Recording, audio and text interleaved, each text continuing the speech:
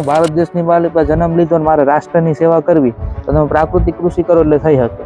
સૈનિકો તો સીમાડા હાચવીને બેઠા જ છે, પણ અંદરનો સીમાડો હાચવો હોય તો તમે ખેતીની રીતથી હાચવી શકો. બાકી તો એની અંદર જે છે ઇવોલ્યુશન આવ્યું છે એ 10 થી 15% છે ભાવમાં, પરંતુ ખર્ચની બાબતમાં છે 30 થી 40% વધારો થઈ ગયો. તો હવે ખેડૂતો છે એને ખ્યાલ પડી ગયો કે ભાઈ ખેતીની અંદર ઉત્પાદનની લિમિટ છે આવી ગઈ, તો એને એવું આયોજન કરવું છે ખેતી ખર્ચમાં ઘટાડો થાય. હવે એવી એક બે બાબત હું તમને કહું. આપણા ખેડૂત છે મશીનરીના સારા પશુધનના એના શોખીન છે. તમે કે નબળું અબળું પશુ એના ફળિયાની અંદર ઉભો હોય તેને ગમે નહીં. પ્રાકૃતિક કૃષિનો તો કોન્સેપ્ટ બેન એવો છે, તમારે છે વિચાર તો કરો છો, એક જનક રાજા હળ હાંકતા હતા અને સીતા માતાની ઉત્પત્તિ થઈ. અને એક વસ્તુ કોન્સેપ્ટ થઈ જાય, કૃષ્ણ ભગવાન છે ગૌપાલનનું કામ કરતા હોય તો બલરામજી છે ખેતી કરતા. આપણા ખેડૂતોના જે ઈષ્ટદેવ કહેવાય એના ખંભા ઉપર છે હંમેશા માટે હળ હોય. આપણી 5000 વર્ષ જૂની છે કૃષિ પરંપરા છે, વર્ષોથી આપણે ખેતી કરતા આવી. તો આપણો ભારત દેશનો ખેડૂત જાણે કોઈ નબળો જ ન હોવો જોઈએ, એવી સરસ મજાની કળા છે. ભારતનો હરેક કિસ્સા ખેડૂત છે ને વૈજ્ઞાનિક છે, અને એની પાસે પોતાની પણ એટલી બધી કળા છે. હવે હું તમને એક નાનું અમથું ઉદાહરણ આપું કે જે આપણે આ બાબત છે ખાસ જરૂરી છે. પોડકાસ્ટનો જે હમણાં નવો ટ્રેન્ડ આવ્યો છે એ ખાસ કરીને ખેતીની જૂની પદ્ધતિઓમાં અટવાયેલા છો? હવે નહીં, કારણ કે હવે નવું વિજ્ઞાન, નવા પ્રયોગો, નવી ખેતી અને નવી શરૂઆત. નમસ્કાર ખેડૂત મિત્રો, હું છું યશ્વી અને આપ મને જોઈ રહ્યા છો કૃષિ એસેટ ચેનલ પર.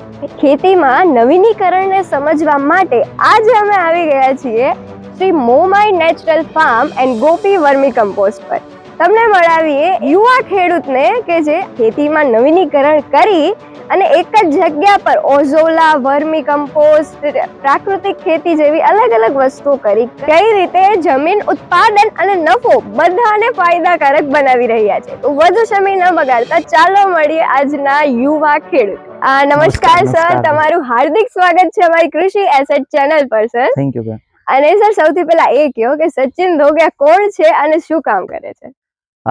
મારું નામ છે સચિન ધોકિયા, અમરાપુર ગીર માળિયા આટીના જુનાગઢ જિલ્લાનો રહેવાસી છું. અને છેલ્લા 7-8 વર્ષથી આપણે પ્રાકૃતિક કૃષિ કરીએ છીએ. અને અમારા ફાધર છે, મારા પપ્પા બહુ સરસ મજાની આ ખેતી કરતા હતા. એમાંથી મને પ્રેરણા મળી અને જોયું બધું ઘણું ખરું બાયો ઇનપુટ ને જીવામૃત ને બધું છે બનાવતા હતા. ગૌપાલન સારું કરતા હતા અને પ્રેરણા મળીને પછી મેં BRS કર્યું, bachelor of rural study with એગ્રોનોમી, plus MRS કર્યું, master of rural study with એગ્રોનોમી. હવે નેચરલ ફાર્મિંગના કોઈ સબ્જેક્ટ ઉપર છે PhD શરૂ કરીશ. અને હાલ Lok Bharati university for rural innovation Sanosara છું, department of natural farming assistant professor તરીકે સેવા આપું છું. એટલે આમ ખેતી સાથે જોડાયેલો અને તમારા જે ખાસા બધા ખેડૂતોને સાથે કામ કરતા અથવા તો ખેતી માટે થઈને, ગાય માટે થઈને, ગામડા માટે, જમીન માટે કામ કરતા લોકો સાથે મળવાનું થાય, જાણવાનું થાય અને એના આધારે બધું શીખીએ છીએ. અને પ્રકૃતિ, પર્યાવરણ ને જમીન અને ગાય માટે બચાવવા માટે થઈ અને સારી પ્રોગ્રેસ માટે થઈને પ્રવૃત્તિ બધી કરીએ છીએ. Very nice sir. તો ચાલો આપણે એક પહેલા ટૂર કરી લઈએ તમારા ફાર્મ ની કે આ બેન અમારું છે ને શ્રી ગોપી મોમાઈ નેચરલ ફાર્મ ગોપી વર્મી કમ્પોસ્ટ. આપણે અહીંયા ખાસ કરીને જે ગાયનું છાણ છે, ગૌશાળામાંથી જ આપણે લીધેલું છાણ હોય એની ઉપર જીવામૃત છે, અમૃતમ બેક્ટેરિયા છે, ગૌમૂત્ર બધું છાંટી અને થોડુંક ઠંડુ પાડીએ, એમાંથી મિશ્રણ કાઢી નાખીએ. ત્યારબાદ છે એમાં વર્મી કમ્પોસ્ટ બનાવીએ છીએ, ગાયો માટે થઈને અઝોલા બનાવીએ છીએ. તેમજ અલગ અલગ પ્રકારના જે બાયો ઇનપુટ કહેવાય 40 પરણી અર્ક છે એ બનાવીએ છીએ. એ બધી પ્રેક્ટિસિસ છે આપણે અહીંયા છે કરીએ છીએ. અહીંયા જે રીતે આપણે અલગ અલગ સ્ટ્રક્ચર જોઈએ છે વર્મી કમ્પોસ્ટના તાલીમ માટે, તો આના વિશે થોડું જણાવો. આમ તો ખાસ કરીને બેન આપણો એવા કોન્સેપ્ટ સાથે હાલીએ છે કે ફાર્મર છે, ખેડૂત પોતે ખાતરનું કારખાનું ખેડૂતના ખેતરે, કે 1 વીઘા દીઠ છે 5 વીઘાની અંદર 1 બેડ છે ખપે, બરોબર. એટલે કે 10 વીઘા 15 વીઘા જમીન હોય, 2-4 પશુ રાખતા હોય તો પોતે ખાતર જાતે જ બનાવી શકે. એ કોન્સેપ્ટ થી આપણે કામ કરીએ. ઘણા બધા ખેડૂતો છે અહીંયા આવે છે, NGOs ના ખેડૂતો અહીંયા આપણે વિઝિટ કરે છે, એને આપણે શીખવીએ છીએ. અને ઘણા ખરા ખેડૂતો છે આ પ્રેક્ટિસિસ અપનાવી પણ છે કે પોતે પોતાનું ખાતર જાતે બનાવી એને પોતાના ખેતરની અંદર યુઝ કરે છે. ખેડૂતોને ત્યાં સમજો ને આંબા નીચે અથવા તો કોઈ ઝાડ નીચેની સારી જગ્યા હોય એની અંદર 2 બેડ ઇન્સ્ટોલ કરી અને પછી ઉપર નાનો અમથો શેડ કરી શકે અને આ રીતનું બનાવી શકે. અને વર્મી કમ્પોસ્ટ બનાવવા માટે થઈને બેન ખાસ એનો જે બેડ હોય જે 4 ફૂટ પહોળો, 2 ફૂટ ઊંચો અને 12 ફૂટ છે લાંબો હોય, વ્યવસ્થિત રીતે મજબૂત છે ને તળિયાવાળી જગ્યા પસંદ કરવાની. આ જે નીચેનું જે તળિયું હોય ને એ સેજ આમ નિતાર વાળું પાણી ભરાતું હોય એવું પસંદ કરવું. ઉપરની બાજુ સેજ છાંયો આવતો હોવો જોઈએ. અને હાવ નીચેના ભાગમાં છે ને જાડું મીઠું હોય, હિંગ છે, આકડો છે, એ બધી વસ્તુ નાખી દેવાની, જેથી કરીને આપણે વીસી છે, સાપ છે, ઉંદર છે, એવું કોઈ વસ્તુ આવે નહીં. અને Okay. પ્લસમાં આ જે બેડ હોય ને એ વર્જિન ટૂંકમાં પ્લાસ્ટિકમાંથી બનેલું હોય, એટલે મોટા ભાગે તેને ઉંદર ખાતા જ નથી. બરાબર. બરોબર. અને પછી જે આપણે જે છાણિયું ખાતર કહેવાય, અથવા તો ગાયનું જે છાણ હોય, અથવા તો આંબાના પત્તા છે, ઘઉંનું પરાળ છે, ડાંગરનું પરાળ છે, પશુની ઓગટ છે, એ બધી વસ્તુ ભેગી કરી અને એને પાણીથી આપણે ઠારી નાખીએ, કારણ કે એની અંદર મિથેન ગેસ હોય. બરોબર. એ જ્યારે એને પાણીથી એકદમ પલાળી દઈએ અને પ્લસમાં આપણે એને જીવામૃત છે, ગૌકૃપામૃતમ બેક્ટેરિયા છે, એ બધાથી છે એને પલાળી દઈએ, એટલે ન્યુટ્રિયન્ટની દ્રષ્ટિએ, બેક્ટેરિયાની દ્રષ્ટિએ છે વધી ગયું, અને એક પ્રકારનું ઘન જીવામૃત ખાતર છે બની ગયું. ત્યારબાદ આપણે છે ને આ બેડની અંદર ભરીએ. ઓકે. આ પ્રોસેસમાં કેટલો ટાઈમ લાગે આપણે જેને આ જ્યારે આપણે રો મટીરિયલ છાણ લઈએ ને અઠવાડિયાથી 15 દિવસનો સમય લાગે. બરોબર. એટલે ત્યાં સુધી પાણીને આપતું રહેવાનું, એટલે આપણે પાણી સાથે જીવામૃત નહીં આપીએ, એટલે ટૂંકમાં બેક્ટેરિયલ રીતે રીચ થઈ જાય. બરોબર. એ કેટલી વાર આપવું પડે 15 દિવસમાં? એ 1 થી 2 વખત. 1 થી 2 વખત. આપણે સપોઝ સમજો ને 1 કે 2 ટન જેટલા છાણની અંદર છે, આપણે 500 લીટર જેટલું જીવામૃત આપીએ. બરોબર. અઠવાડિયે એક વખત ટૂંકમાં આપવાનું. બરોબર. પછી આની અંદર છે આપણે બેડની અંદર ભરીને સેજ આમ પિરામિડ ટાઈપ ભરવાનું. આપણે પેલા બેડની અંદર દેખું, આ રીતનું આપણે ભરીએ ને, ટૂંકમાં એને પાણીનો નિતાર છે વ્યવસ્થિત થાય. આની અંદર પ્લસમાં આપણે વર્મી વોશ પણ મળે. જે રીતે સપોઝ તમે જે છાણિયું ખાતર છે એ ખેતરની અંદર આપણે નાખી દીધું, પછી એમાં પાણી ભેજ મળવાનું, એટલે એના થોડોક ન્યુટ્રિયન્ટ છે છૂટા પડીને પાણી જમીનમાં જવાનું. તો સેમ પ્રોસીજર આપણે આની અંદર છે છાણિયું ખાતર ભરી દીધું છે, પ્લસમાં એની અંદર અળસિયા મૂક્યા છે હજારોની સંખ્યામાં, અને આપણે પાણી છાંટવાનું, એટલે એનો જે નિતાર છે ને પેલો મળે, એટલે એક પ્રકારનો ટોનિકના રૂપમાં છે કામ કરે. એમિનો એસિડ સારા પ્રમાણની અંદર, ગ્રોથ પ્રોમોટર સારા હોય, સોઇલને આપણે જે કોઈ પણ પાક હોય એને થોડીક રોગ પ્રતિકારક શક્તિ વધારવામાં સારામાં સારું મદદ કરે. પ્લસમાં જ્યારે ટ્રેસ પીરિયડ હોય એનો, અથવા તો જ્યારે ફ્લાવરિંગ સ્ટેજ હોય એ સમયમાં આપણે આપીએ તો બહુ સારું ફાયદાકારક સાબિત થાય. વર્મી વોશ મળે. બરોબર. એટલે આ રીતનું પિરામિડ ટાઈપ રાખીએ ને એટલે પાણીનો નિતાર વ્યવસ્થિત રીતે રહે, અને અળસિયાને 2-3 વાતાવરણ મળી રહે, કે વચ્ચેના ભાગમાં જે છે ને ત્યાં સેજ ગરમી વાળું વાતાવરણ હોય, થોડુંક વધારે ગરમ, આ બાજુ વધારે ઠંડુ હોય, પેલી બાજુ ઠંડુ હોય, એટલે પોતે સેટલ થઈ શકે. આપણે આગળ પાકા બેડની અંદર છે ને અળસિયાની ગતિવિધિ છે જોઈએ. તો સૌથી પહેલા તો ગ્લોવ્સ નું શું મહત્વ છે વર્મી કમ્પોસ્ટ બનાવતી વખતે? આ ખાસ કરીને બેન આની અંદર છે એક તો અખંડ શ્રમજીવી, કે ખેડૂતનું સાચું મિત્ર, કે 24 કલાક કામ કરતો જે છે અળસિયાની આપણે વાત કરવાના છે. એટલે કે ખાસી બધી હજારોની સંખ્યામાં અળસિયા હોય, એટલે આપણે કઈ બહારથી ખરાબ હાથ હોય અથવા તો કઈ નખ કે કઈ લાગે ને તો એને ઇન્ફેક્શન ન લાગે, એના માટે થઈને આપણે ગ્લોવ્સ પહેરે. અને ખાસ અમારે જે કામ કરતા મજૂર એમને પણ ટેવ પાડેલી, એના માટે એક સારી એક સેફટીની બાબતમાં સારું રહે ને કામ કરવામાં અનુકૂળ રહે. હવે આમાં આપણે છે ને ખાસ બેન અળસિયા છે જોશું, તમે જે રીતે જોઈ રહ્યા છો ખાસા બધા અળસિયા છે આની અંદર છે.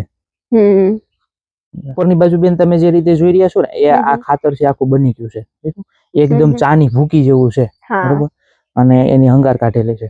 હવે આમાં કેવું હોય બેન, આમાં આપણે જે છાણિયું ખાતર ભરી દીધું ને એ અળસિયા છે 24 કલાક ઉપર નીચે કરે અને એને ખાય, અને એના શરીરની અંદર જ એવી ઘંટી હોય કે એની અંદરથી દળાઈને નીકળે ને એ એકદમ કાળા કલરનું થઈ જાય. આમ આપણે જે FIM અથવા તો પેલું લે તો એકદમ ગંધાતું હોય, એમાંથી વાસ આવતી હોય, અથવા તો ગરમ લાગતું એવું હોય. આ તમે હાથમાં લ્યો એકદમ કમ્પ્લીટ. આનો pH છે એ તટસ્થ હોય. પ્લસ આની અંદર જે માઇક્રોન્યુટ્રનની સંખ્યા છે બહુ સારા પ્રમાણની અંદર હોય, પ્લસ NPK હોય ઓના કરતા 4 થી 5 ગણો છે વધી જાય આનો NPK. અને પ્લસમાં આ અવેલેબલ ફોર્મમાં હોય, લભ્ય સ્વરૂપમાં. જ્યારે આપણે ખેતરની અંદર નાખીએ તો છોડ છે વ્યવસ્થિત રીતે છે લઈ શકે. અને પ્લસમાં એન્ઝાઇમ્સ હોય છે, એમિનો એસિડ હોય છે, અને ઘણા ખરા બેનિફિશરી, ઘણા ખરા બેક્ટેરિયા પણ હોય છે. આપણે જે ખાતર બની જાય ને એટલે આ કેટલા બધા 10 બેડ છે, એટલે આનો કેટલો બધો વર્મી વોશ છે નીકળતો હોય, એ વર્મી વોશ ફરીથી આપણે વર્મી કમ્પોસ્ટ ઉપર છાંટી દઈએ. અને પ્લસમાં ગૌમૂત્ર આપણે છંટકાવ કરીએ એમાં. બરોબર. એ ડબલ ફાયદા થઈ ગયા. અને એની અંદર પ્લસમાં આપણે માઇકોરાઇઝ, ટ્રાઇકોડર્મા, સુડોમોનાસ અને NPK કન્સોર્ટિયા, એઝેટોબેક્ટર, ફોસ્ફરસ મોબિલાઇઝ બેક્ટેરિયા અને પોટેશ મોબિલાઇઝ બેક્ટેરિયા, એ વસ્તુ છે આમાં આપણે છાંટીએ. ટૂંકમાં ન્યુટ્રિયન્ટની દ્રષ્ટિએ આપણે ખાતર એકદમ સ્ટ્રોંગ બની રહે. અને ખેડૂતો જે રાસાયણિક ખાતર પાછળ દોટ મૂકે છે એના બદલે આવા પ્રકારના જે સેન્દ્રિય ખાતરો છે એ વાપરે, અળસિયાના ખાતર, તો ઘણો ખરો જમીનને માટે પણ છે ફાયદો છે. અને આ ઇસ્યુને આપણે છે ખેડૂતોને પણ છે ને શીખવ્યો છે, પોતાની રીતે 1-2 બેડ છે, 5 બેડ, અથવા તો કોઈ ગૌશાળા હોય એની અંદર પોતાનો છાણનો સોર્સ વધારે હોય એને પણ પોતાના આ રીતના બનાવવા હોય, કોઈ NGO ગ્રુપની અંદર પોતાના બેનિફિશરી ફાર્મરને કરવું હોય તો આપણે એમને ટ્રેનિંગ આપીએ, એમને શીખવીએ. ત્યાં એમના પેલા ઉપર જઈ અને ત્યાં પણ આપણે ટ્રેનિંગ આપીએ છીએ. અને તમે નિઃશુલ્ક ફ્રી ઓફ કોસ્ટ ફાર્મરને ટ્રેનિંગ આપો આ આપણે ખેડૂતોને ફ્રી ઓફ કોસ્ટ પ્લસમાં આપણે અઝોલા ફાર્મિંગ છે, ઘણા ખરા બાયો ઇનપુટ બનાવો એ બધું આપણે શીખવીએ એમને. ઓકે. અને હવે અહીંયા બેડની સાઈઝ પહેલાથી આપણે જે હતી એ જ છે કે અલગ છે? આમ સામાન્ય રીતે બેન આ બેડની સાઈઝ કેવી, જો હું તમને કહું, આ થોડુંક અમે લેસન કરેલું અમારા અનુભવના આધારે અમે બનાવેલું છે કે 3 ફૂટ જ પહોળી રાખવી. ઓકે, 4 નહીં 3. હા, 3 ફૂટ. શા માટે? સપોઝ હવે આપણે કામ આગળ 10 બેડ જેટલા છે, બરોબર, તો હવે આમાં ખાસું બધું પ્રોડક્શન આવે, 300-400 બેગ નું પ્રોડક્શન આવે, 2 કે 3 મજૂર કામ કરતા. હવે તમે 4 બેગ રાખી દો તો મજૂર આમાં હાથેથી છે ને કેટલું બધું લંબાવવું પડે અને આપણે ધાર્યું કામ છે મળે નહીં, બરોબર. આનો જે ડિસ્ટન્સ છે ઓછું થઈ ગયું એટલે વ્યવસ્થિત અહીંથી આમ ખાતર આવી રીતના ભેગું કરી શકશે, બીજા આની માથે બેસી પેલી સાઈડ થી ભેગું કરી શકશે. એટલે આપણે જે સમય અને શ્રમ ની અંદર બચત થઈ જાય. અને એ જે બેડ છે એને આપણે 18 કે ઇંચ અથવા તો 2 ફૂટ જેટલું જ ઊંચું રાખવું, એટલે અળસિયાની ગતિવિધિમાં એને બહુ ફાયદો રહે. અને પ્લસ માં આપણે છે ને આમાં ગાયનું છાણ જ વાપરીએ, પ્યોર પ્યોર જે કાઉ ડંગ આવે ને, કારણ કે એની અંદર બેક્ટેરિયાની દ્રષ્ટિએ બહુ સારું છે ને, અળસિયાને ભાવતો ખોરાક છે. અને બનતા પહેલા તો કેટલો ટાઈમ લાગશે નાખ્યા પછી? આજે તમે બેન નાખ્યું હોય ને, વ્યવસ્થિત વાતાવરણ હોય, તમે વ્યવસ્થિત રીતે ટ્રીટમેન્ટ આપો, પાણી વ્યવસ્થિત રીતે છાંટતા હોય, માથે આવરણ હોય, તો એને 45 થી 50 દિવસનો સમય લાગે પહેલી વખતમાં. પછી અળસિયાની સંખ્યા વધી જાય અને પછી છે થોડુંક વહેલું છે બની શકે. અળસિયાને આમ છે ને 2 વસ્તુ બેન ફરજિયાત જોઈએ. એક તો ઉપરની બાજુ આવરણ, એટલે કે એને ઢાકેલું રાખવું. આમાં આપણે કોથળા છે શણના ઢાકેલા છે, અથવા તો ઘઉંની પરાળ છે, ડાંગરની પરાળ છે, ચોખા પેલાની આપણે કેળના પત્તા છે એ ઢાકી દે. એક અંધારું અને બીજું ભેજ એને કાયમ માટે જોઈએ, તો એ સરસ રીતે વ્યવસ્થિત રીતે કામ કરી શકે. બરોબર. ભેજ માટે આપણે પાણી કેટલા દિવસે આપવાનું? જો ઉનાળાની અંદર, અત્યારે તો વરસાદના કારણે થોડોક ઠંડો માહોલ છે, બાકી ઉનાળાની અંદર છે ને આપણે 2 વખત પાણી આપવું, અને શિયાળાની અંદર, ચોમાસાની અંદર 1 વખત. એના માટે છે ને એનું ઇન્ડિકેટર્સ બહુ સહેલું છે. આ બેન આપણે જે ખાતર હોય ને,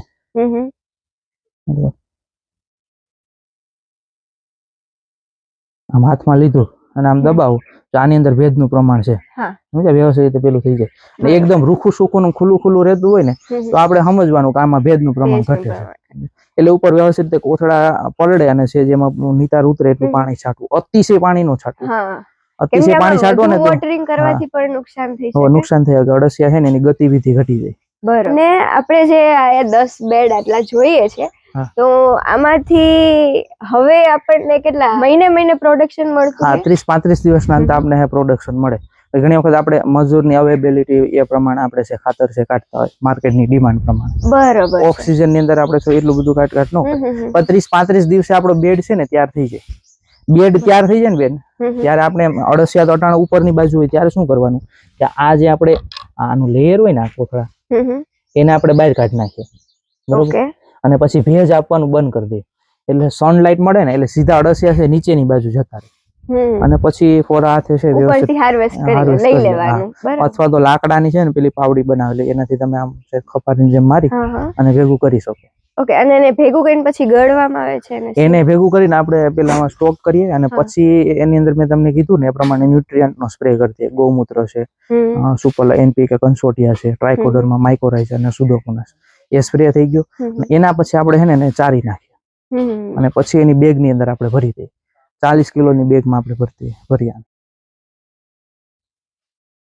અને હા, આ સ્પીસીસ કઈ આપણે લેવાની અળસિયા જ્યારે લઈએ ત્યારે? આમ આપણે છે ને એસી ના ફેટીડાની કે છે, પણ અત્યારે તો આપણે લોકલ ટૂંકમાં છો ને દેશી અળસિયા જેવા થઈ ગયા. તમે 1 ફૂટ જેટલા લાંબા અળસિયા છે, એટલે આ અત્યારે આપણા એરિયા પ્રમાણે ને આપણા પેલા પ્રમાણે સેટ થઈ ગઈ છે સ્પીસીસ.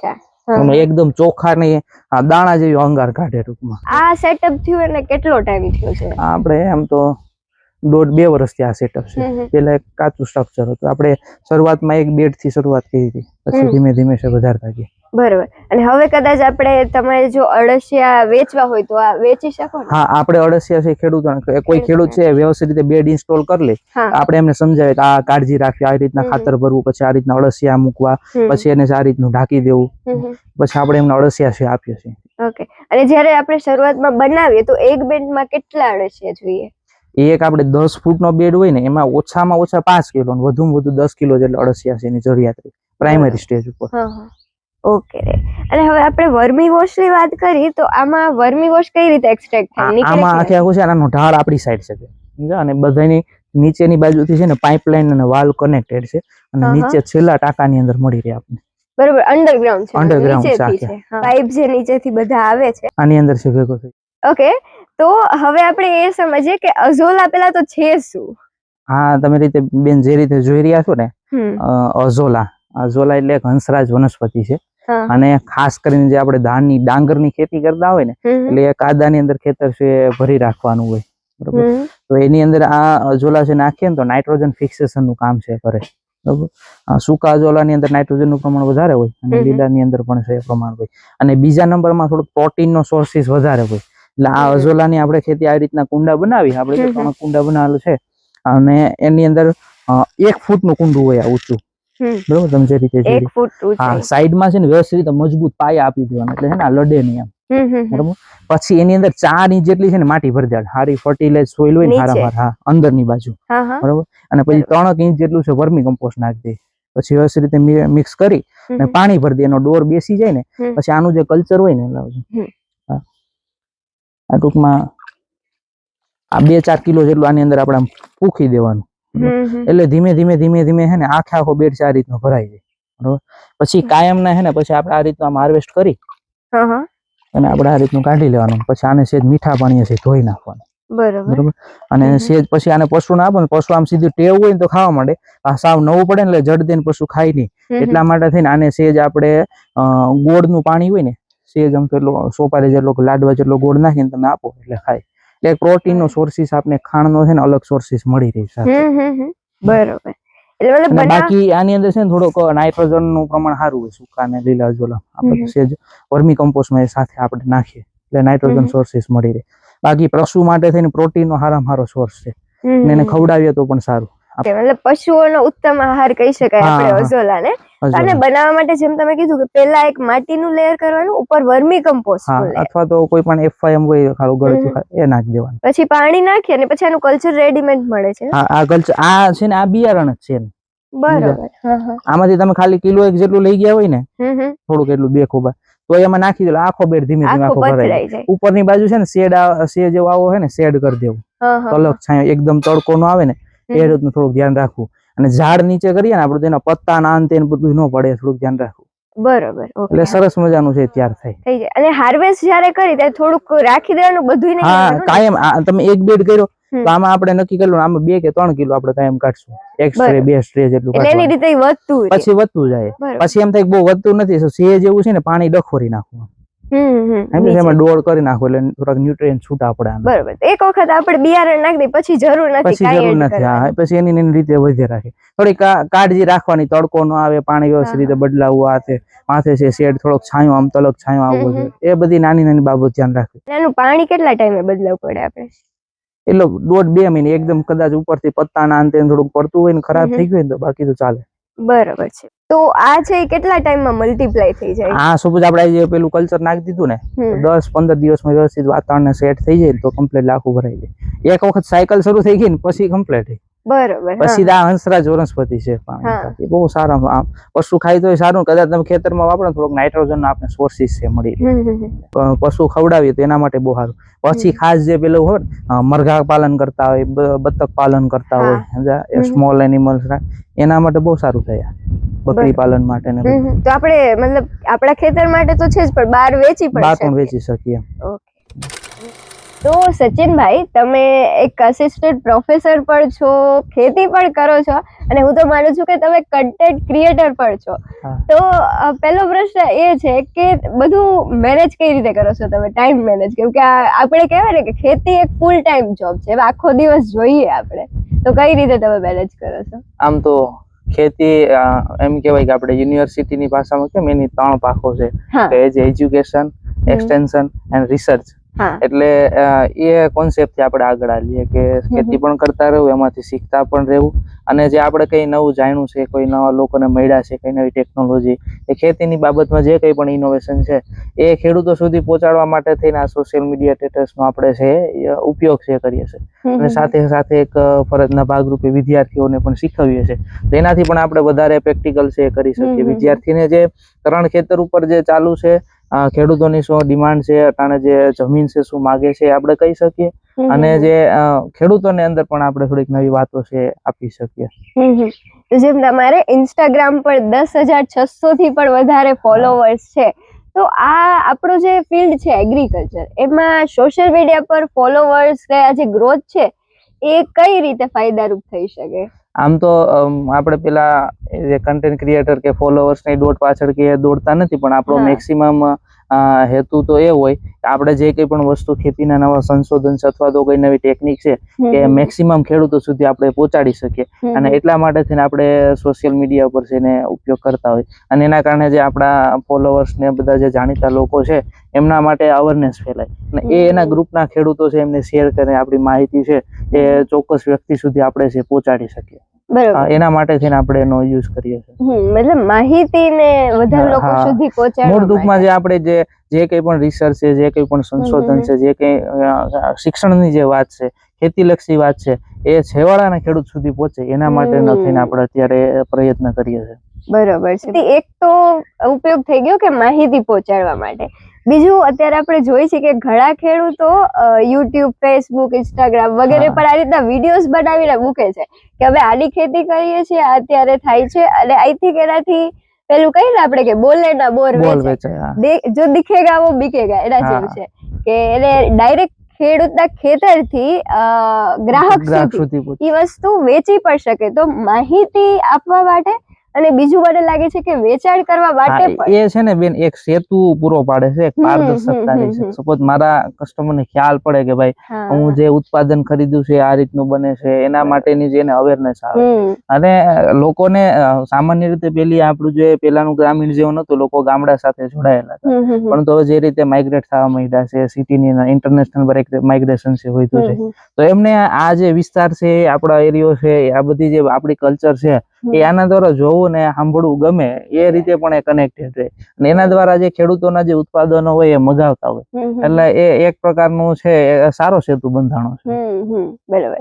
તો તમે હવે કન્ટેન્ટ ક્રિએટ કરો જ છો, એટલે તમને એક ખાસ પ્રશ્ન પૂછવા માંગીશ કે અત્યારે જે આ રીતે આપણે પોડકાસ્ટ કરી છે કે અલગ અલગ જે તમારા જેવા ગેસ્ટ હોય છે એમની સાથે વાતો કરી અને ખેડૂતો સુધી પહોંચાડવાનો એક પ્રયાસ કરી છે આપણે, તો તમને શું લાગે છે આપણા ફિલ્ડમાં એગ્રીકલ્ચરમાં આનું શું ઉપયોગ થઈ શકે કે શું મહત્વ હોઈ શકે? આ બાબત છે ખાસ જરૂરી છે. પોડકાસ્ટ નો જે હમણાં નવો ટ્રેન્ડ આવ્યો છે એ ખાસ કરીને મોટા મોટિવેશનલ સ્પીકરો છે, મોટા ઉદ્યોગકારો છે, એ બધી બાબતોનો છે, એ સાયકોલોજીસ્ટ છે, એ બધા પણ આપણા ખેતીની અંદર નથી, પરંતુ અલગ અલગ જે તે વિષયના નિષ્ણાંત છે. કોઈનું છે સોઇલ ઉપર સારું કામ હોય, કોઈનું છે ધંધા ઉપર સારું કામ હોય, કોઈનું મશીન ઇક્વિપમેન્ટ ઉપર સારું કામ હોય, તો એ લોકો સાથે બેસીને આવી બાબતો આપણે જાણીએ તો ઘણા ખરા લોકો સુધી આપણે પહોંચાડી શકીએ. અને બહુ સારો કોન્સેપ્ટ છે, અને મેક્સિમમ ખેડૂતોનો આ લાભ લે એવું પણ આપણે ઈચ્છા રાખીએ છીએ, અને ખેડૂતોનો આમાં આપણે વધારે ને વધારે જોડીએ. અંતે આપણો અંતિમ ઉદ્દેશ્ય તો એ જ હોય કે ખેડૂત અને સંશોધનનો બેનો એક સેતુ છે જોડાયેલો રહે. જે તે કોઈ પણ વ્યક્તિ નવું ઇનોવેશન કર્યું છે, કોઈ કંપની કઈ નવી પ્રોડક્ટ છે એવી સંશોધી છે કે જે ખેડૂત માટે ફાયદાકારક છે, તે બે વસ્તુ છે જોડાયેલી રહે, એના માટે થઈને કામ કરીએ. બરોબર છે, એકદમ સાચી વાત કીધી સચિનભાઈ તમે. હવે આપણે એ જાણીએ કે તમે ખેતીની શરૂઆત કઈ રીતે કરી? આમ તો ખેતી સાથે આમ જોડાયેલા છે, અને અમારા પપ્પાની બધા બહુ સરસ રીતે છે ખેતી, પોતે છે વર્ષો થયા છે, બાપ દાદા વખતથી છે ખેતી ચાલી આવે. આમ અમારો ગીરનો વિસ્તાર કે એટલે ગીરમાં ખેતી થોડીક નાની અને થોડીક મહેનત વાળી, થોડું નિંદામણના પ્રશ્નો વધારે રહી, થોડાક ઉનાળાની અંદર પાણીનું છે ઓછું રહી છે, અને થોડીક એની ફળદ્રુપતા છે સામાન્ય ખેતી કરતા છે ઓછી. તેમ છતાં એ બધા ખેતી સાથે જોડાયેલા જોયેલી. અને ત્યારબાદ છે 2014-15 ના ગાળાની અંદર પ્રાકૃતિક કૃષિ અંગે એ સમય આવ્યો, એના કારણે છે મારા પપ્પાએ છે પ્રાકૃતિક કૃષિની શરૂઆત કરેલી. એટલે બધું જોયેલું કે જીવામૃત કઈ રીતે બનાવે, અર્ક ને ઉકાળા કેમ બનાવે. ધીમે ધીમે એ બાબતમાં રસ પડતા પછી મેં BRS લીધું, બેચલર ઓફ રૂરલ સ્ટડી, એગ્રોનોમી વિષય. એટલે એની અંદર થોડુંક વધારે ભણ્યા, એ વિષયનો અભ્યાસ થયો, એની અંદર છે ઇન્ટર્નશિપ દ્વારા અને અલગ અલગ લોકોને મળ્યા. એટલે એ રીતે છે આપણે ખેતીની અંદર હવે સરસ મજાની અત્યારે પ્રાકૃતિક કૃષિ કરીએ. ત્યારબાદ હું અંબુજા ફાઉન્ડેશનના અંદર ક્લાઇમેટ સ્માર્ટ એગ્રીકલ્ચર પ્રોજેક્ટમાં પણ આ બધી ખેડૂતોને માહિતી આપવાનું, એમને પ્રોગ્રામ કરવાનું કામ કરતા. બીજા ઘણા ખરા આગા ખાન સંસ્થા છે, બીજા અલગ NGO ની અંદર જવાનું, આત્મા પ્રોજેક્ટ છે, એની સાથે આ પ્રાકૃતિક કૃષિના પ્રચાર માટેનું આપણે છે કામ કરતા. ખેડૂતોને મળવાની કંઈક નવી બે બાબત છે શીખવા મળે, કારણ કે ભારતનો હરેક ખેડૂત છે ને વૈજ્ઞાનિક છે. સમજ્યા? અને એની પાસે પોતાની પણ એટલી બધી કળા છે. હવે હું તમને એક નાનું અમથું ઉદાહરણ આપું કે જે આપણે ચાસ કરીએ, શાહ કરીએ, એ ભારત વર્ષના ખેડૂત પાસે જ એવી આગવી ઓળખ છે કે એની પાસે તાકાત છે. આપણે જીપીએસ વાળા ટ્રેક્ટર ની સિસ્ટમ બીજા વિદેશની અંદર, ચાઇનાની અંદર, આફ્રિકામાં, મોટા દેશોની અંદર, અમેરિકામાં જે ખેતી થાય તો ટ્રેક્ટર હોય ને એમાં જીપીએસ સાથે કનેક્ટ હોય, સેટેલાઇટ થી છે ચોખ્ખો સાથ થતો હોય. આ તો તમે જોવો તો એક બળદ ઊંચો હોય, એક હેઠો હોય, એક થોડોક ઉતામળું હાલતો હોય, ઓછું હાલતો હોય, એનું પાછું સાતી નાળ છે એ પેલું ઢીલો પોચું હોય, હેઠેથી પાછા ઇક્વિપમેન્ટ જોડાયેલું હોય. તેમ છતાં એ ગોલી જો બંદૂકની ગોલી મારો એવો સીધો ચાસ કરી દે. તો એ એટલી બધી એની પાસે કળા છે. ભારત વર્ષનો ખેડૂત વિચાર કરો કેટલો આગળ છે. અને એની સેમ પ્રોસીજર તમારે મશીન થી કરાવી હોય તો 7-8 લાખ નું સારું નવી ટેકનોલોજી નું મશીન હોય, એની અંદર 4-5 લાખ ની તમે જીપીએસ સિસ્ટમ બેસાડો અને એકદમ લેવલ ખેતર હોય તો થાય. આ તો તમારે ઢાળ આવતો હોય, પથ્થર આવતો હોય, એવા ખેતરમાં સરસ મજાનો ચાસ કરતો. તો કહેવાનો મતલબ એ કે હરેક ખેડૂત છે પોતે વૈજ્ઞાનિક છે અને એની પાસે કંઈક ને કંઈક નવું જાણવા જેવું છે.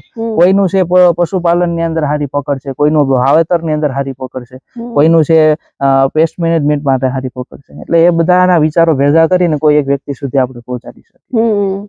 અને પ્રાકૃતિક કૃષિનો તો કોન્સેપ્ટ બેન એવો છે, તમારે વિચાર તો કરો છો, એક જનક રાજા હળ હાંકતા હતા અને સીતા માતાની ઉત્પત્તિ થઈ.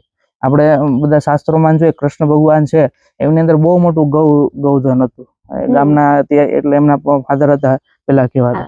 આપને એક વસ્તુ કોન્સેપ્ટ થઈ જાય, કૃષ્ણ ભગવાન છે ગૌપાલન નું કામ કરતા હોય તો બલરામજી છે ખેતી કરતા, આપણા ખેડૂતોના જે ઈષ્ટદેવ કહેવાય, એના ખંભા ઉપર છે હંમેશા માટે હળ હોય. આપણી 5000 વર્ષ જૂની છે કૃષિ પરંપરા છે, વર્ષોથી આપણે ખેતી કરતા આવીએ. તો આપણો ભારત દેશનો ખેડૂત જાણે કોઈ નબળો જ ન હોવો જોઈએ, એવી સરસ મજાની કળા છે. તેમ છતાં પણ આપણે છે એટલે જોઈએ એવું આપણે પ્રોડક્શન લઈ શકતા નથી. ખેડૂત છે પ્રારબ્ધવાદને આધારિત છે કે ભાગમાં વિશે તો થશે એમ. તો એના માટે થઈને સંશોધનાત્મક વલણ ધરાવવું જોઈએ, થોડાક વૈજ્ઞાનિક અભિગમ આધારિત ખેતી છે અપનાવી જોઈએ. અને ખેતીની અંદર છે આવા સુધારા કરે તો ચોક્કસપણે છે એ ખેતીને આપણે નફાકારક છે બનાવી શકીએ. તમે એકદમ સાચી વાત કીધી કે ખેડૂતને આપણે જગતનો તાજ કહીએ છીએ અને ખરેખર ખેતીને એક ખેડૂતથી વધારે કોઈ ના સમજી શકે.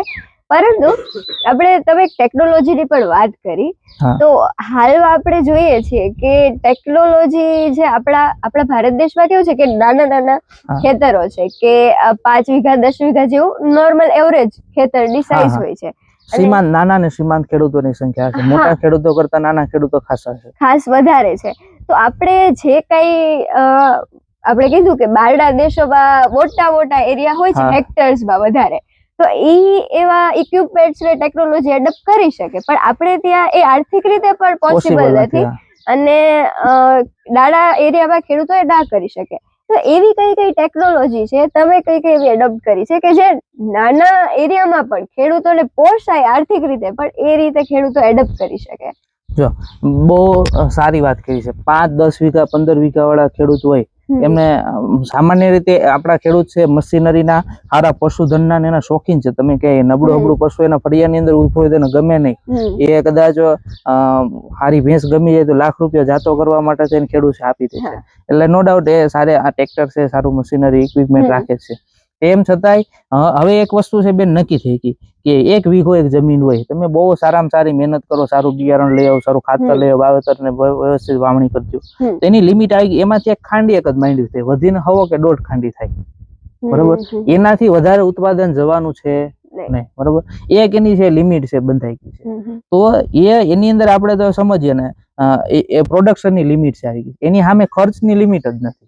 2017-18 ની અંદર 19 ની અંદર આપણે વાત કરીએ 5 વર્ષ પહેલાનું, એ મજૂર છે 250 રૂપિયાથી આવતો હતો, 300 રૂપિયા ભારી કામ માટે આવતો હતો, બરોબર? એને મજૂર અટાણે તમે લેવા જાવ 400 રૂપિયા 700 રૂપિયા ભારી કામ માટે આવે. એટલે એની અંદર ખર્ચનો વધારો કેટલો 2 ગણો થઈ ગયો, બરોબર? ડીઝલ છે 70-75 રૂપિયા આપણે ત્યારે મળી રહેતું હતું, અટાણે 90-94 રૂપિયા થઈ ગયા. તો એ ટ્રેક્ટર એની અંદર ભાવ વધારો થઈ ગયો છે. એટલા પ્રમાણની અંદર જયારે મગફળી છે 22,000 ની વેચાતી, એ કે 60,000 ની 55,000 ની નથી થઈ ગઈ, 40,000, બરોબર? એની અંદર જે છે ઇવોલ્યુશન આવ્યું છે એ 10 થી 15% છે ભાવમાં, પરંતુ ખર્ચની બાબતમાં છે 30 થી 40% વધારો થઈ ગયો છે. હવે ખેડૂતો છે એને ખ્યાલ પડી ગયો કે ભાઈ ખેતીની અંદર ઉત્પાદનની લિમિટ છે આવી ગઈ છે, તો એને એવું આયોજન કરવું છે ખેતી ખર્ચમાં ઘટાડો થાય. હવે એવી 1-2 બાબત હું તમને કહું. પશુધન રાખતા ને એટલે છાણિયું ખાતર મળતું નથી, બરોબર. તો ખેડૂત એના ઘરના એના ખેતરમાંથી નીકળતું ઘઉંનો પરાળ છે, ડાંગરનો પરાળ છે, કપાસની હાટી છે, તુવેરની સાઠી છે, પાન છે, પત્તા છે, એ બધી જ વસ્તુ ભેગી કરીને કમ્પોસ્ટર ખેતરમાં વાપરવું જોઈએ, અથવા તો ખેતરની અંદર જ ભેળવી દેવું, સેન્દ્રિય કચરો છે એમાં ભેળવવો જોઈએ. બીજા નંબરમાં લીલો પડવાશ છે કરવો જોઈએ, બરોબર, ઈકળ છે અથવા તો કોઈ પણ કઠોળ વર્ગના પાકોનું. ત્રીજા નંબરમાં છાણિયું ખાતર છે પૂરતા પ્રમાણમાં છે નાખવું છે. અને પ્લસમાં આ રીતના જે વર્મી કમ્પોસ્ટના બેડ પોતાના ખેતર ઉપર 2 બેડ બનાવેલ રાખ્યા હોય તો વર્ષ આખાનું એને છે છાણિયું એમાંથી એને કમ્પોસ્ટ છે મેળે રાખે, સમજ્યા? તો એના બહારથી રાસાયણિક ખાતર લેવાનું પડે.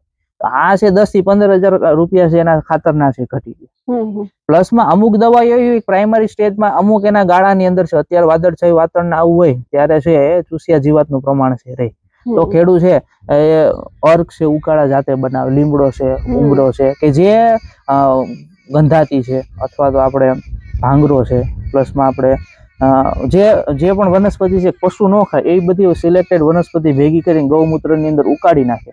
એ 200 લીટર કે 400 લીટર અર્ક બનાવેલો જ રાખે. એ ચોમાસાની અંદર વાવેતર કરે છે, અટાણે 2 મહિના ફ્રી છે આખરની અંદર, તો અર્ક બનાવેલો રાખે તો એ પેસ્ટનો છે એનો ખર્ચો છે ઘટી ગયો. ત્રીજા નંબરમાં થોડુંક છે માર્કેટ જોતા રહી કે કયો પાક વાવવો જોઈએ, એની માર્કેટની અંદર શું ડિમાન્ડ છે. અને પ્લસમાં છે જે ઘટીને જે રીતે ખેડૂતો એમ સમજ્યું કે ભાઈ ખેતી કરવી હોય એટલે વાડીએ મજૂર રહેવા જ જોઈએ, ખેતી કરવી હોય એટલે આપણી પાસે ટ્રેક્ટર હોવું જ જોઈએ, ખેતી કરવી હોય એટલે હારામાં હારી રાપ છે, દાંતી છે, માઢ છે હોવો જ જોઈએ. એમ છે જે ફરજિયાત પણ એમ માની લે કે આપણું ઉત્પાદન જાતે વેચતા થઈ જાય.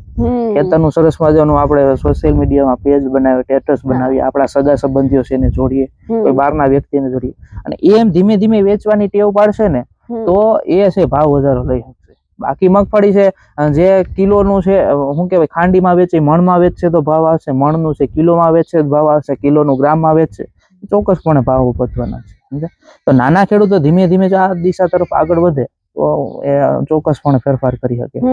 ખાસ તો એને ખેતી ખર્ચમાં ક્યાં ઘટાડો કરી શકે એવી બધી ટેકનોલોજી છે, ટેકનિક છે અપનાવી પડે, કારણ કે આપણી પાસે ઉત્પાદન આપણા હાથમાં નથી. હવે તમને પ્રાકૃતિક ખેતીમાં પણ ખેડને મુખ્ય પ્રશ્ન શું હોય કે ઉત્પાદન ઓછું મળશે, તો જ્યારે તમે શરૂઆત કરી પ્રાકૃતિક ખેતીની તો તમે કેટલો ફેર જોયો ઉત્પાદનમાં? એમાં શરૂઆતમાં શું થાય કે આપણે રેસિડ્યુ ફ્રી કરતા હોય તો આખી ખેતી જમીનને આપણે કેમિકલનો નશો કરાવતા હતા. હવે સપોઝ આપણે પાણીનો ગ્લાસ છે એમાં તમે લીંબુ નીચું છે એટલે ખાટું થવાનું જ છે. સેમ પોઝિશન તમે યુરિયા નાખ્યો એટલે એમાં તેનો યુરિક છે એનો નાઇટ્રોજન છે છૂટો પડવાનો, એ કેમિકલ થી કામ કરવાનું. જ્યારે પ્રાકૃતિક કૃષિ કરીએ છીએ એટલે આપણે માઇક્રોબ્સ ની ખેતી કરીએ છીએ, આપણે કઈ તત્વો નાખતા નથી, આપણે એની અંદર સૂક્ષ્મ તત્વો નાખીએ છીએ, અળસિયા નાખીએ છીએ, કાન ખજૂરા નાખીએ છીએ, ઉંદેડા નાખીએ છીએ, એ ખેડૂતના મિત્ર જીવીનો આપણે વધારો કરે છે. એની અંદર છે માઇક્રોબ્સ નો આપણે જે ખેડૂતના સૂક્ષ્મ જીવાણુનો છે વધારો કરીએ છીએ. એને ફરવા માટે થઈને 2-2.5 વર્ષનો સમય છે લાગે છે, પરંતુ એ શરૂઆતના સમયની અંદર ખેડૂતોને ફેસ કરવું પડશે. અત્યારે તો એટલા બધા સંશોધન થઈ ગયા છે, પ્રાકૃતિક કૃષિના પ્રચારકો છે એટલી બધી મહેનત કરે છે, એના સારા ખેડૂતો છે એટલી મહેનત કરે છે, ઘણી ખરી યુનિવર્સિટી દ્વારા છે એના રિસોર્સ પર્સન એવા બહાર પાડવામાં આવ્યા છે, માસ્ટર ટ્રેનર્સો એવા છે, એના આધારે છે આપણે એના અનુભવના આધારે આપણે આગળ વધી શકીએ. એટલે એ જે પ્રશ્ન છે એને જે ઉત્પાદન ઘટવાનો જે ડર હતો હવે રહેવાનો નથી, કારણ કે ઘણા બધા સંશોધન થઈ ગયા છે કે ભાઈ કાલ સવારે એને ભાઈ મગફળીની અંદર મૂંડો આવ્યો તો કઈ દવા અર્ક ઉકાળો છાંટવો, એને છે તરકીંડી આવી તો શું ઉપયોગ કરવો, કઈ કાળજી રાખવી, એ બધું હવે છે સંશોધન છે થઈ ગયું છે, અને ખેડૂતોએ અનુભવના આધારે છે એને આપી દીધું છે. એટલે હવે ઉત્પાદન ઘટવાનો એટલો બધો છે ડર રહેતો નથી. પેલા શું હતું કે શરૂઆત કરી પણ એને ખ્યાલ નહોતો, ને પ્રાકૃતિક કૃષિના બધા જ સિદ્ધાંતો તમે વાપરો તો નો ડાઉટ કોઈ પ્રશ્ન રહે જ નહીં. આપણે શું કરીએ, જીવામૃત કરીએ ને ઘન જીવામૃત ન નાખીએ, કારણ જીવામૃત ને ઘન જીવામૃત હોય તો આપણે આચ્છાદન ન કર્યું હોય, બરોબર? તમે 5 આયામોનો ઉપયોગ કરો, તમે એની અંદર બધા અર્ક ને ઉકાળો ઉપયોગ કરો, નો ડાઉટ 100% રિસર્ચ મળે, બહુ સસ્ટેનેબલ પ્રોગ્રેસ છે. તમને એમ થતું કે હું ભારત દેશની બાલિકા જન્મ લીધો ને મારે રાષ્ટ્રની સેવા કરવી, તો તમે પ્રાકૃતિક કૃષિ કરો એટલે થઈ શકે. સૈનિકો તો સીમાડા હાચવીને બેઠા જ છે, પણ અંદરનો સીમાડો હાચવો હોય તો તમે ખેતીની રીતથી હાચવી શકો. બાકી તો તમે કેમિકલ ને બહારનું ફર્ટિલાઇઝર નાખી રાખો તો પેલા આને આ જમીન છે અમારા દાદાની અમે ગોડાઉનમાં જૂના હાથીની જોઈએ તે લાકડાના બનેલા હતા, અને હવે 65 હોર્સ પાવરના ટ્રેક્ટરો છે ગોથા મરી જાય એટલી જમીન છે સખ્ત થઈ ગઈ છે. શા માટે? કેમિકલ્સ ના કારણે. તો પ્રાકૃતિક કૃષિથી નો ડાઉટ આપણે જે જમીન છે, પાણી છે, પર્યાવરણને બચાવી શકીએ. આપણે બીજો મેઇન પ્રશ્ન એમાં આવે કે રોગ કે જીવાતનો કંટ્રોલ કઈ રીતે કરવો, તો પ્રાકૃતિક ખેતી સંકલિત જીવાત નિયંત્રણ ઈ તમે કઈ રીતે કરો છો ખેતરમાં? આમ તો સામાન્ય રીતે છે ને આપણે એક 40 પણની અર્ક બનાવીએ, 10 પણની અર્ક છે બનાવી રાખીએ છીએ. પ્લસમાં બ્રહ્માસ્ત્ર, અગ્નિસ્ત્ર, નિમાસ્ત્ર એ બધા ત્રણેય ભેગા કરીને ઉપયોગ કરીએ. ફેરોમેન ટ્રેપનો ઉપયોગ કરવો. પ્લસમાં છે ને આપણે ખેતરને ફરતે છે મકાઈ છે, મિશ્ર પાક પદ્ધતિ અપનાવી, દ્વિદળી ભેગું એક દોડી પાકવાનું છે વાવેતર કરવું. અને સેજ છે ખેતર છે ચોખ્ખું રાખવું. એનાથી બીજું કેવું હોય બેન, તમે 2 કે 3 વર્ષ કે 4 વર્ષ પ્રાકૃતિક કૃષિ કરો ને, આ પ્રાકૃતિક કૃષિ કરતા ખેડૂતોના આધારે હું કહું તો ખેતરની અંદર એની ઇમ્યુનિટી સિસ્ટમ છે બધી, એની રોગ પ્રતિકારક શક્તિ જ વધી જાય. એટલે એમાં સામાન્ય રોગ જેવા તેનો અસર ન કરે. એટલો તો પાક છે સક્ષમ હોય. આ તો આપણે શું કે દવા ખાવડાવીને પાકને આપણે ક્રોપને મોટો કરીએ એટલે છે જે સામાન્ય જીવાતોને સહન કરી નથી સમજ્યા ને, એક જીવાત બીજાને નોતરે છે. પ્રાકૃતિક કૃષિની અંદર છે એમાં અલગ છે, જીવો જીવસ્ય જીવન, એક જીવ બીજા જીવ ઉપર જીવવા માટે થઈને છે આધાર છે. એમાં બેનિફિશરી ઇન્સેક્ટ છે કામ કરે છે. હવે સપોઝ તમે મગફળીનું વાવેતર કર્યું સાથે મકાઈ નાખેલી હોય તો મહદઅંશે મોટા ભાગની ઈયળ છે પક્ષીઓ ખાઈ જાય. આપણે હળ આપતું તમે જોયું પાછળ બગલા હોય, ઇકોસેટા ઈંડા ને જીવાત ને બધું ખાઈ જાય. બરોબર, હવે ઈ જયારે હળ હાકે ત્યારે આવે છે. સામાન્ય રીતે આખા ખેતર પડ્યા હોય એની અંદર છે ઘણી ખરી જીવાત, કાળી કોવ છે, ચકલી છે, કાબર છે, ઈયળો છે, 90% છે વીણી લે. પરંતુ આપણે એ નીચે ઉતરી શકે એવી કઈ વ્યવસ્થા જ નથી. તો આપણે મગફળી ભેગી મકાઈ વાવેલી હોય, મકાઈ ઉપર બેસશે, ઈયળ દેખાય એટલે પકડીને ખાઈ જશે. એ રીતે ફાયદો છે થઈ શકે. અને ખાસ બીજા નંબરમાં તો આપણે ચોક્કસપણે થોડુંક આયોજન કરવું જોઈએ. આ ગાળાની અંદર મુંડાનો ઉપદ્રવ રહે, આ ગાળાની અંદર ચૂસિયા જીવાત આવશે, આ ગાળાની અંદર છે તરકીંડીનો રોગ આવશે, ટપકાનો રોગ આવશે, ગેરુનો આવશે. સેજ આપણે અગાઉથી ખ્યાલ હોય તો આપણે ઉપયોગ કરી શકીએ. ગાયની ખાટી છાશ છે, આકડાનો છે, ઉકાળો છે, સોઠાસ્ત્ર છે, બધાનો આપણે ઉપયોગ કરી શકીએ. કેટલા બધા ઓપ્શન છે અટાણે તો. જેટલા ઘણી વખત એવું થાય છે કે પેસ્ટિસાઇડ ની અંદર નિયંત્રણ નથી, એનાથી વધારે પ્રાકૃતિક મરણા થઈ ગયા છે. અને મેં તમને કીધું એ પ્રમાણે હરેક ખેડૂત છે પોતે વૈજ્ઞાનિક છે, કંઈક ને કંઈક એવી કોઠાવું છે. તો આજે સ્ટીકી ટ્રેપ્સ હોય છે યલો, બ્લુ ને વ્હાઈટ, એનો શું ઉપયોગ થાય છે, કઈ રીતે કામ કરે છે? ઈ આપણે ખાસ જો શાકભાજીની ખેતી કરતા હોય, એક્ઝોટિક વેજીટેબલ્સ ની ખેતી કરતા હોય સારું, અથવા તો કોઈ સેન્સિટિવ ક્રોપ ની આપણે ખેતી કરતા હોય તો એમાં આપણે છે યલો ટ્રેપ છે, બ્લુ ટ્રેપ છે, એ બધી છે મૂકી શકીએ. એના આધારે આપણે એક તો એક ઇન્ડિકેટર્સ ના રૂપમાં કામ કરે. હા ભાઈ સફેદ માખીનું પ્રમાણ વધી ગયું છે, આમાં થોડી વધારે ચોટેલી દેખાય છે, લીલી પોપટીનું પ્રમાણ છે વધી ગયું છે, થ્રિપ્સનું પ્રમાણ વધી ગયું છે, એ પ્રાઇમરી સ્ટેજ ઉપર છે કંટ્રોલ કરી લે. અને બીજા નંબરમાં આપણે ઇન્ડિકેટર્સ નું છે કામ કરે છે. પ્લસમાં હવે માર્કેટમાં હે ને યલો રોલ આખો આવે કે સપોઝ આપણી રીંગણીની હાર છે, અથવા તો ટમેટીની હાર છે, અથવા તો મરચીની હાર છે, એની ઉપર આખા આપણે રોલ જ લગાવી શકીએ. મોટા ભાગના એમાં સીધા છૂટી જાય. અને પ્લસમાં આપણે ઘરે કોઈ પેલે જે કોઈ સીટ હોય અથવા તો બોટલ ને કઈ વધતી પીળો કલર કરી એમાં ગ્રીસ ને થોડુંક ઓઇલ લગાવી દો તો આપણે આપણી રીતે બનાવી. બરોબર. બીજું જે પ્લાસ્ટિક નું અથવા તો લોખંડનું ટીન હોય ને તેલના ડબ્બાનું, એમાંથી આપણે લાઇટ ટ્રેપ બનાવી શકીએ. એનો આપણે ઉપયોગ કરી શકીએ. એવા નાના નાના આપણે ઉપયોગ પેલા કરીએ. અથવા તો વાંસ હોય, વાંસ એને આપણે ઉભો ફાડી નાખીએ અને 2 ફાઈટ થઈ જાય, એને ખેતરની અંદર સ્ટેન્ડ મૂકી દઈએ, એમાં થોડાક દાણા મૂકી દઈએ એટલે પક્ષીઓ આવતા થાય, બેસતા થાય. પછી ધીમે ધીમે આપણા ખેતરનું છે ઓબ્ઝર્વેશન કરી અને નુકસાનકારક પેસ્ટને છે કંટ્રોલ કરશે. એનો આપણે ઉપયોગ કરી શકીએ. પણ પ્રાકૃતિક કૃષિ કરો એટલે બધા જ પાસાઓ છે તમારે ભેગા રાખવા પડે. એ છે બધાને સાથે લઈને ચાલનારી ખેતી છે. અને એના પ્રત્યેનો જે માણસનો ભાવ હોય કે ભાઈ આ ખેતી છે, ભાઈ આ અમારી ધરતી માતા છે, એના દ્વારા ઉત્પાદન મળે હું લઉં, એમ ખેડૂત એ ભાવથી કામ કરે. અને પેસ્ટિસાઇડ વાળી ખેતી કરે એમાં મારે નાખવું, કાપી નાખવાનું જ હોય કે ભાઈ મેં ડીએપી નાખ્યું તો કાલ સવારે મને એટલું ઉત્પાદન મળવું જ છે, આજ કીડા આવ્યો તો આને માર નાખું, નાના પત્તા આવ્યો તો નાના. એટલે 2 કોન્સેપ્ટ છે બધી છે, બદલી જાય. ઇમોશનલી આની સાથે અટેચમેન્ટ છે. હવે કોઈ ખેડૂત એવું વિચારતા હોય કે અત્યાર સુધી તો આપણે કેમિકલ વાળી ખેતી કરી, પણ હવે આપણે પ્રાકૃતિક ખેતી શરૂ કરવી છે, તો એને પહેલું સ્ટેપ શું લેવું જોઈએ, કઈ રીતે? શરૂઆતમાં તો છે ને આપણે હું તમને વાત કરું, પેલો તમે એક જોક સાંભળ્યો છે કે એમ કે ભાઈ ₹1,00,000 મેં તને ઉછીનો આપ્યો તો મારા રૂપિયા પાછા આપી કે તો કે ભાઈ એ રૂપિયા ભૂલી જાવ કે, તો ભાઈ એવડી મોટી રકમ કે મારે કેમ ભૂલવી કે, તો એ કે તમે કે હપ્તે હપ્તે ભૂલી જાવ, 10,000 ના 10 હપ્તા કરીને ધીમે ધીમે ભૂલી જાવ. બરોબર. તો એ રીતના તમે ખેતી કરતા હોય તમને એમ થાય કે આપણે પ્રાકૃતિક કૃષિ શરૂ કરવી, તો ધીમે ધીમે તમે ઘટાડવા માંડો. ભાઈ તમારી અગર 20 વીઘા જમીન છે તો તમે 5 વીઘા 7 વીઘામાં તૈયારી કરો. આ ખેતીની અંદર તમે જે 50,000નું રાસાયણિક ખાતર વાપરો એ જગ્યાએ બંધ કરીને ઘનજીવામૃત છે, વર્મી કમ્પોસ્ટ એ વાપરતા થાવ.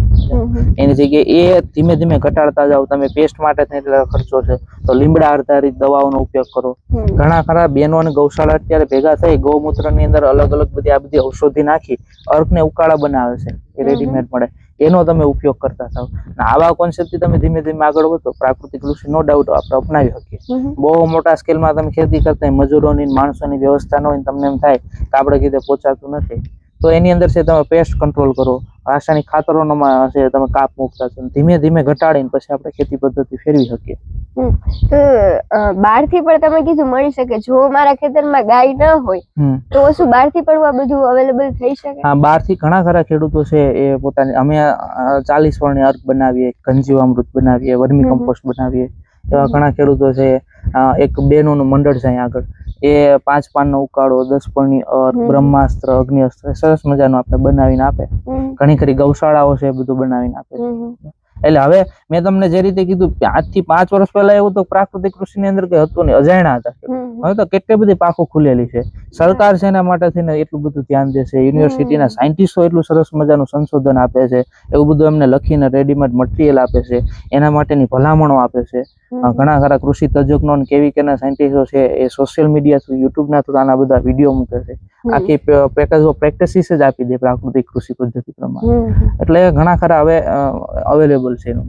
આપણો જે ભારત દેશ છે, આખી દુનિયામાં સૌથી વધારે યુવાધન આપણા દેશમાં છે, ભારત દેશમાં. પણ મોટા ભાગે આપણી કઈ મેન્ટાલિટી કેવી થઈ ગઈ છે કે છોકરાઓને ભણાવી એટલે એને ખેતી ન કરવી પડે. તો તમારા મત અનુસાર યુવાનોનું ખેતીમાં કે આપણા ફિલ્ડમાં શું મહત્વ છે?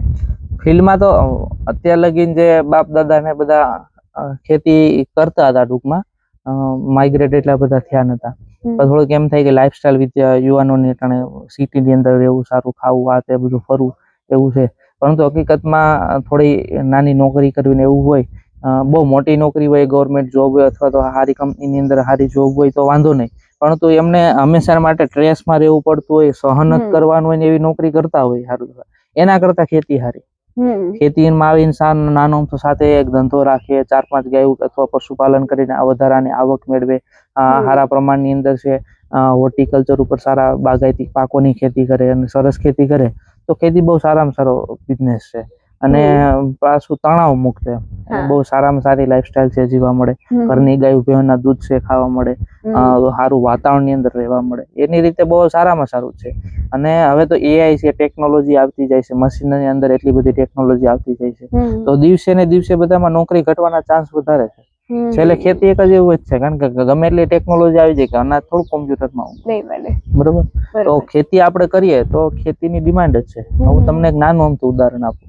તમે કદાચ એમ કહો કે મારે ભાઈ સ્કૂલ માટે એક શિક્ષકની જરૂર છે, તો તમે કેટલો એનો પગાર આપો? 7-8 હજાર, 10,000 રૂપિયા, 12,000માં તમને સારામાં સારો શિક્ષક છે, બીએડ એમએડ કરેલો અનુભવી શિક્ષક મળી જાય. તમે એમ કહો કે ઓફિસની અંદર મારે કહો કે ક્લાર્કની આસિસ્ટન્ટની જરૂર છે, 10-12 હજારની અંદર તમને મળી જાય. માર્કેટિંગ માટે છે તમને 12-13-14 હજારમાં માણસ છે તમને મળી જાય. તમે મને ખેતીનો મજૂર છે ગોતી ગયો 15,000, 18,000 રૂપિયા હું આપું, એને પ્લસમાં રહેવાની વ્યવસ્થા આપું, એને ગામમાં જવું તે જ્ઞાની એમથી ગાડી આપું, 18,000માં મને મજૂર ગોતી ગયો કે આઈને કાયમ રહેવો જોઈએ, અથવા નથી શક્ય નથી.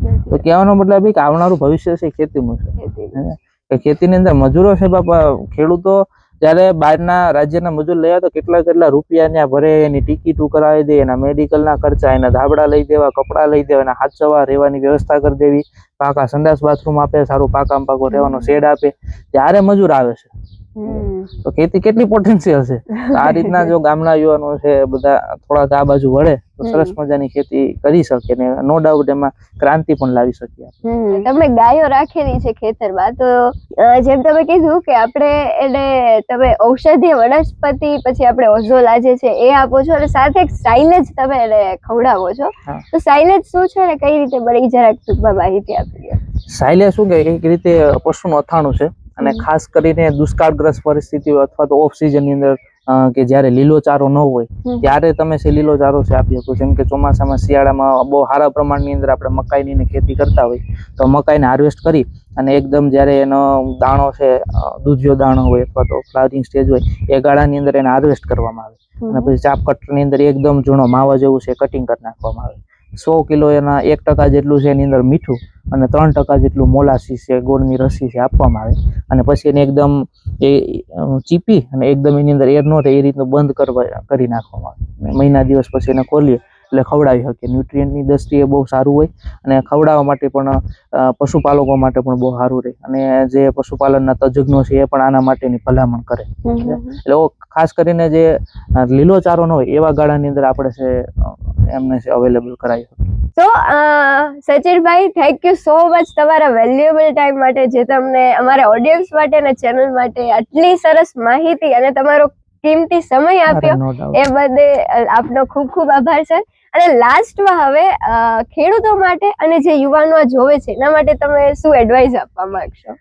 એડવાઇસ તો નહીં પણ એક યુવા ખેડૂત તરીકે હું કહું કે જો ગામના જે યુવાનો છે આ ખેતીની અંદર જોડાશે તો નો ડાઉટ આપણે રાષ્ટ્રનું છે વિકાસ છે કરીએ. મેં તમને અગાઉ કીધું એમ એવું જ નથી કે આપણે તમને એમ થાય કે મારે દેશભક્તિ કરવી છે તો તમારે અહીંયા સીમાડા ઉપર જ ઊભું રહેવું પડે. તમે સારી ખેતી કરો, જમીનને તમને સોઇલને બચાવવા માટેનું, ગૌધનને બચાવવા માટેનું કામ કરશો, પશુઓ માટે કામ કરશો તો નો ડાઉટ આપણે રાષ્ટ્રની એક સેવા છે. એટલે એ લોકો પણ આમાં જોડાય એવી શુભેચ્છા. તમને પણ ખૂબ ખૂબ અભિનંદન કે ખેડૂતો માટે તમે આવો સારો કોન્સેપ્ટ લઈને આવ્યા અને હજી વધારે મેક્સિમમ ખેડૂતો લગીને પહોંચો એવી શુભેચ્છા સાથે. Thank you so much. જય ગૌ માતા. જય ગૌ માતા. તો ખેડૂત મિત્રો, આ હતો આજનો આપણો એપિસોડ અને આવી જ રીતની ખેતીને લક્ષી વધુ અને નવી માહિતી જાણવા માટે બની રહો અમારા કૃષિ એસેટ ચેનલ પર. ફરી મળીશું આ જ રીતે નવા એક કૃષિ ક્રાંતિકારી સાથે. ત્યાં સુધી બની રહો અમારા ચેનલ પર. Thank you. જય હિન્દ, જય ભારત.